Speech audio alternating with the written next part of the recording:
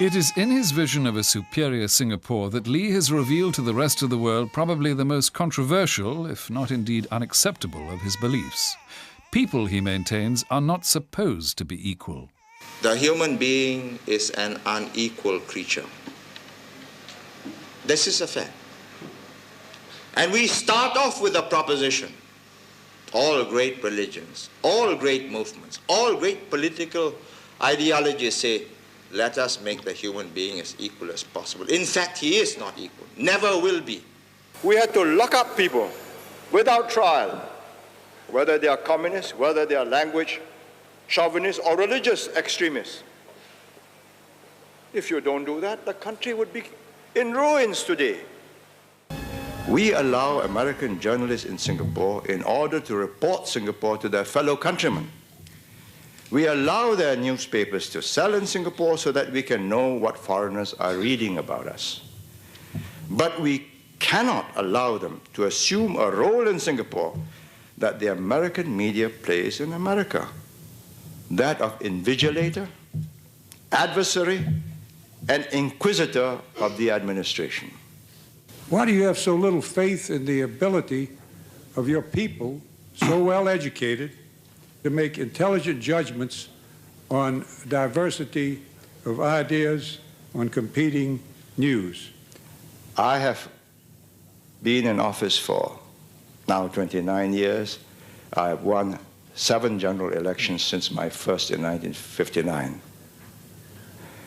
I think that qualifies me at least to be able to say that I do know Singapore better than the questioner. Few, if any, in Singapore had the boldness to challenge the authorities, knowing the serious consequences that could be anticipated. They all knew their Prime Minister ruled with an iron hand.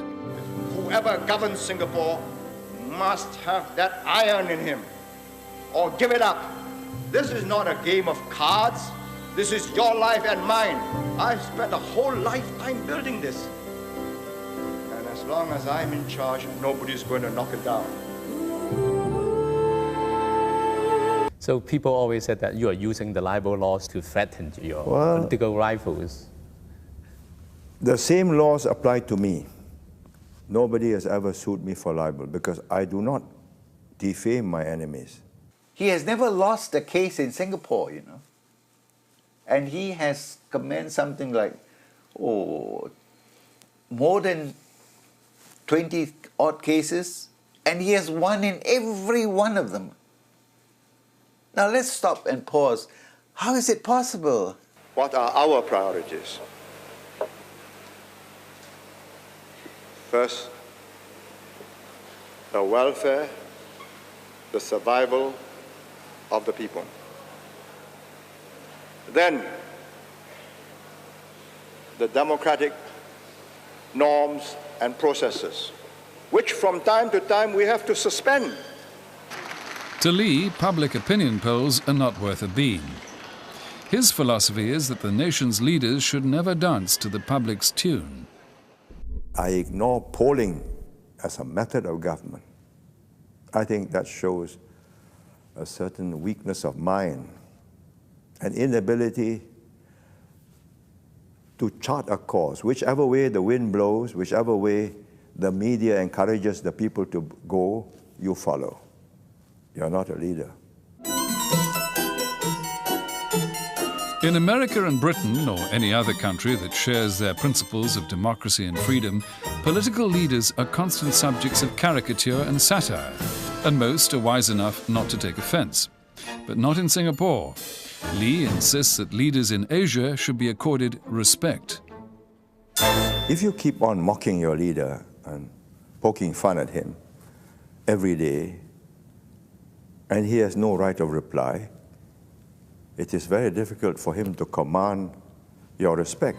I say without the slightest remorse that we wouldn't be here, we would not have made the economic progress if we had not intervened on very personal matters. Who your neighbor is, how you live, the noise you make, how you spit or where you spit, or what language you use. Had we not done that and done it effectively, we would not be here today. Lee is health conscious. He neither smokes nor drinks, and swimming is his daily exercise. 郑先生是不是每天都游泳？每天都游泳。没有停过吧？有时没有办法了，如果太忙的时候。怪不得你的身体那么好。一定要有运动才可以。有没有特别的养生之道？不要吃太多，够睡觉，够运动。工作也需要有兴趣。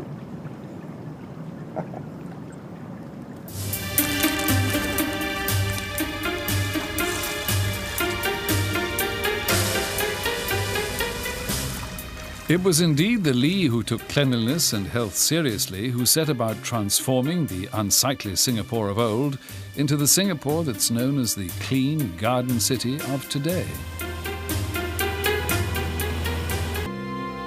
And even from my sick bed, even if you are going to lower me into the grave and I feel that something is going wrong, I'll get up.